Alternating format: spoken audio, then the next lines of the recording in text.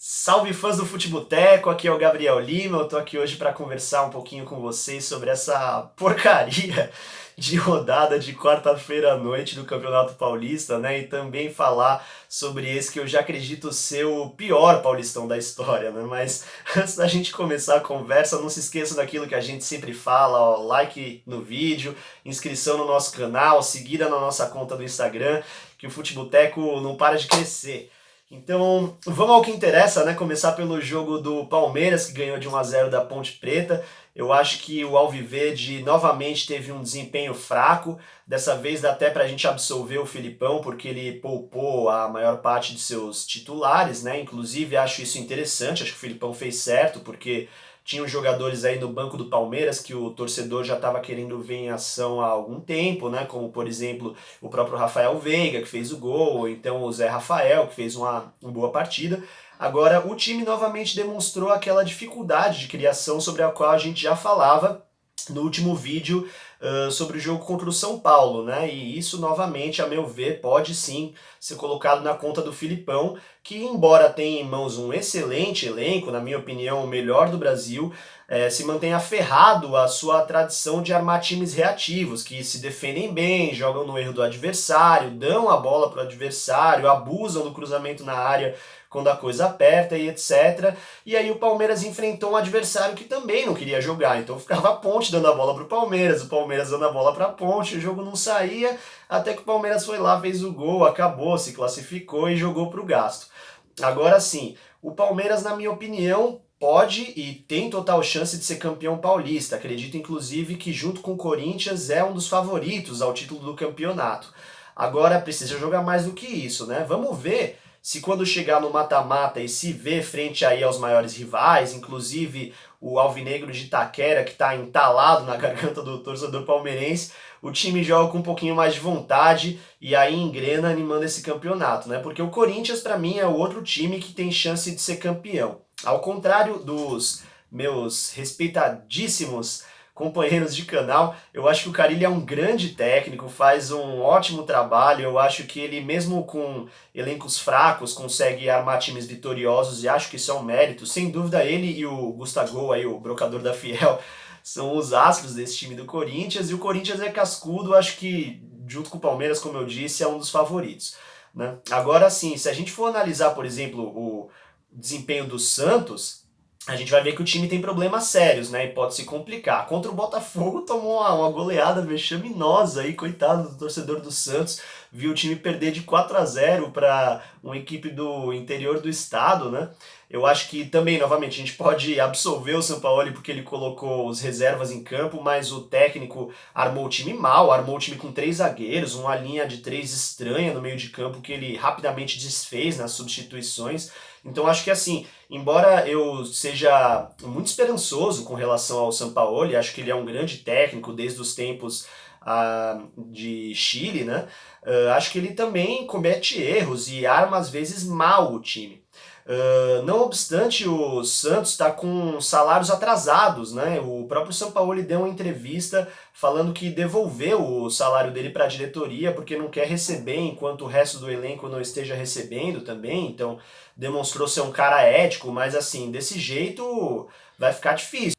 E o São Paulo, assim, o São Paulo não fez um jogo, o São Paulo fez uma tortura com o seu torcedor, novamente conseguiu a proeza de demonstrar um futebol pior do que aquele que tinha demonstrado contra o Palmeiras, né? O time uma bagunça em campo, empatou contra um time rebaixado, que foi o Azulão aí do Pintado, né? Mas também fez todos os esforços para não se classificar, conseguiu graças à vitória do Corinthians contra o Oeste, graças ao Mirassol que deu uma ajudinha também aí contra o seu rival na classificação, mas a verdade é que o São Paulo tá uma bagunça, assim, né? Vamos analisar, vai, tintim por tintim. O Thiago Volpe eu acho que tem melhorado nos últimos jogos e a defesa também melhorou. Tem gente que atribui isso ao Mancini, que é um cara que tradicionalmente arma boas defesas, mas o resto do time tá completamente bagunçado. As laterais do São Paulo são lamentáveis. O Igor Vinícius é um dos piores laterais direitos que eu já vi na minha vida. Ele cruza sempre na cintura, a gente já falou sobre isso, né? Não marca, erra passe. O Mancini tirou ele no segundo tempo porque não aguentava mais, tentou ressuscitar o Bruno Pérez, mas putz grilo aqui, jogado com todo respeito, né? Espero que o Igor Vinícius melhore e jogue em grandes clubes na carreira dele, mas não é lateral para o São Paulo. E o Reinaldo, que o tricolor tá numa força-tarefa para ressuscitar e faz anos, voltou a ser aquele Reinaldo que a torcida chamava de Ruinaldo, né? Antes do empréstimo para Chapecoense, porque ele não marca, não gosta de marcar, e não consegue chegar na linha de fundo porque o time não tem poder de criação, principalmente quando joga sem o Hernanes como ontem, né? Então a única função do Reinaldo atualmente no time é bater lateral direto para a área, né?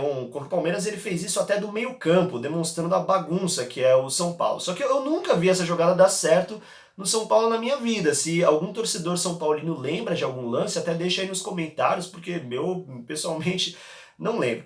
E aí do meio para frente, São Paulo é zona total, né? Os volantes, o São Paulo toma vários gols de fora da área, né? E aí o torcedor são paulino fala, é azar, porque o Carlos Eduardo acertou uma sapatada lá no jogo contra o Palmeiras.